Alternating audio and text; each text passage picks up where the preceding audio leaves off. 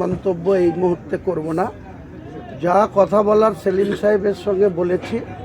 আপনারা শুধু একদিন সেলিম সাহেবের সঙ্গে মিটিংটা জানতে পেরেছেন, কিন্তু আমার সঙ্গে তিনবার সেলিম সাহেবের সাথে মিটিং হয়ে গেছে এবং আইএসএফের নেতাদের সাথেও একাধিকবার মিটিং হয়েছে। আমি এগুলো ওপেন করি না, কারণ এটা শিষ্টাচার না, বা এটা গোপনীয়তা রাখতে হয়। কিছু প্ল্যান, কিছু গোপন রাখতে হয়। রাজনীতিতে এটাই হচ্ছে দক্ষতা, যোগ্যতা বা তীক্ষ্ণতা বলে। কাজেই আমি একজন নেতা হিসেবে 43 বছরের কেরিয়ারে এটা শিখেছি। তাই আমি সব কথা বলছি না, বলা সম্ভব না। 15ই ফেব্রুয়ারি 2026 অবধি ওয়েট করেন, তার মধ্যে ক্লিয়ার হয়ে যাবে কে কার সঙ্গে থাকবে, কে থাকবে না।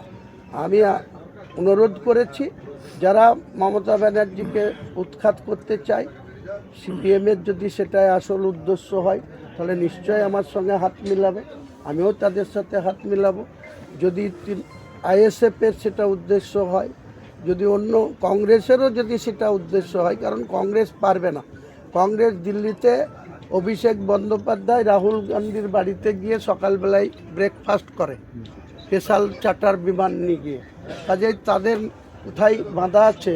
আবার এদিকে রাজনাথ সিংদের সঙ্গে, মোহন ভগবতজির সঙ্গেও মমতা ব্যানার্জির ডাইরেক্ট রিলেশন আছে। কাজেই তারা কি করবে তাদের দায়িত্ব আমি নিতে পারবো না। আমি ওপেন বলেছি, যারা মমতা ব্যানার্জিকে ক্ষমতাচ্যুত করতে চায়, যারা এই মিথ্যাচার সরকারটাকে, তুলাবাজ সরকারটাকে, মুসলিম বিরোধী সরকারটাকে তলায় তলায় আরএসএসের সাথে যোগসাজশ করে মুসলিমদের সঙ্গে যে 3বার মুখ্যমন্ত্রী হয়ে যে মিথ্যাচার করেছে, ওবিসিদের নাম কাটিয়ে দিচ্ছে, তাদের কোনো ফ্যাসিলিটি পাচ্ছে না, ওয়াকফ বোর্ড নিয়ে করবো না, করতে দেব না, অ্যামেন্ডমেন্ট মানবো না বলে আজকে সেটা মেনে নেওয়া হলো। এসআইআর করবো না বলে সেই এসআইআরে মুসলিমদের যেভাবে হিয়ারিংয়ে চেষ্টা করছে, হয়রানি করছে, এসবের জবাব আগামী 26-এর নির্বাচনে মুসলিম জনতা উন্নয়ন পার্টির নেতা চেয়ারম্যান হুমায়ুন কবিরের পক্ষে থেকে তার পক্ষে রায় দিয়ে এদের যোগ্য জবাব দেওয়া হবে আগামীকাল।